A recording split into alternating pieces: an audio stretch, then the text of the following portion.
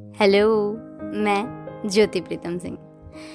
आज तक मैं आपको जो भी सुनाती आई हूँ वो हर किस्सा, हर फीलिंग्स मेरी खुद की ज़िंदगी से रिलेटेड है। आज मैं पहली बार कोशिश कर रही हूँ किसी और की लव स्टोरी सुनाने की। उम्मीद है आपको पसंद आएगी। तो अपनी तरफ से कोई भी खूबसूरत सी हीर और खूबसूरत सा रांझा सोच लीजिएगा और जो स्टोरी है उसे महसूस करने की कोशिश कीजिएगा। तो किस्सा कुछ यूँ है कि एक तीज पर उनकी मुलाकात हुई थी और कहानी कुछ यूँ चली थी कि बिना मुंडेर की सबसे ऊंची छत पर उसने सहेलियों को बुलाया था। झूला नहीं झूलेंगे, आज पतंग उड़ाएंगे, प्लान बनाया था। हाँ, सुना था उसने कि पड़ोसी के मामा का लड़का आया है और तारीफ भी कि उसकी पतंग आज तक कोई नहीं काट पाया है। मैंने भी सीख लिया यार, मैं भी उड़ाऊंगी, उसने भाई से जिद की थी और पहले से उड़ती हुई पतंग भाई के हाथों से छीनकर अपने हाथों में ली थी। अचानक से वो एक बड़ी काली सी पतंग उसकी पतंग के पास आई थी, कहीं पेच ना भिड़ जाए। साइड हो जाना, वो जोर से चिल्लाई थी। उसके बोलने तक तो बहुत देर हो चुकी थी, पेंच लड़ गया था। मेरी पतंग तो गई, अरे इससे पेंच क्यों लड़ाया तूने? भाई अकड़ गया था। बगल की छत का वो माहिर लड़का जिसके हाथ में मांझा था, हाँ दोस्तों, जिसकी पतंग कटने वाली थी, वो वहीं उस हीर का रांझा था। हाथ में डोर पकड़े भीड़ से हटकर उल्टे कदम चलकर वो पीछे आया। बगल की छत पर देखा कि चिल्ला कौन रहा है और देखकर मुस्कुराया। देखता ही रह गया वो उस लड़की को। जो देखा वो अनदेखा था, क्योंकि जो दिखा सिर्फ वही नहीं, उसने तो और बहुत कुछ देखा था। होठों को भींचे, आंखें चढ़ाए, ऐसे लड़ रही थी जैसे अगले ही पल पता नहीं क्या हो जाएगा। ओफ मेरी पतंग वो परेशान, जैसे पतंग नहीं, उसका तो दिल ही टूट जाएगा। वो जैसे फिल्मों में होता है ना, सब कुछ बहुत धीरे धीरे चल रहा था। धीरे धीरे उसकी पलकों का बंद होना, जुल्फों का चेहरे पर आना, उसका मुस्कुराना। उफ, वो पेंच लड़ाने में बिजी थी और जिसके साथ लड़ा रही थी वो उसे देखने में बिजी था। नजारा कुछ ऐसा था कि वो अपनी नजरें ही नहीं हटा पाया। आगे कुछ लट निकले, पीछे खजूर की चोटी, काला सूट, लाल चुन्नी और काले रंग की जूती। जिद करके शायद उसने पायल मंगाई थी। काजल भी आंखों में मानो पहली बार लगाई थी। नशा अजीब सा था मौसम में, चारों तरफ घटाए छाई थी। एकदम से सूरज ने बादलों का घूंघट हटाकर नजरें उस पर गड़ाई थी। सर पर चुन्नी कर ली उसने, शायद धूप को नापसंद किया।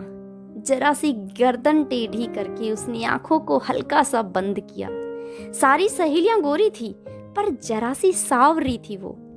हुस्न में लबालब खुलेआम घूमती, कितनी बावरी थी वो। ये अचानक से एकदम से वो उछली, डोर को छोड़कर पागलों की तरह नाची जा रही थी।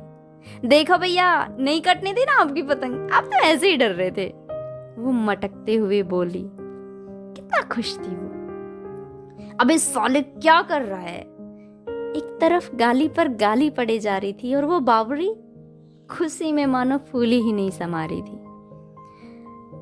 पहली बार पतंग कटवा ली यार तूने, उसका दोस्त ताने कसे जा रहा था। यार वो बालों में हाथ फेरता, मुस्कुराता, कुछ बोल ना पाया वो, पर अंदर ही अंदर हंसे जा रहा था। सारी लड़कियां तो हंसते हुए घर से छत से नीचे उतर गई। होश में आया वो, मानो जैसे कोई चढ़ी हुई शराब उतर गई।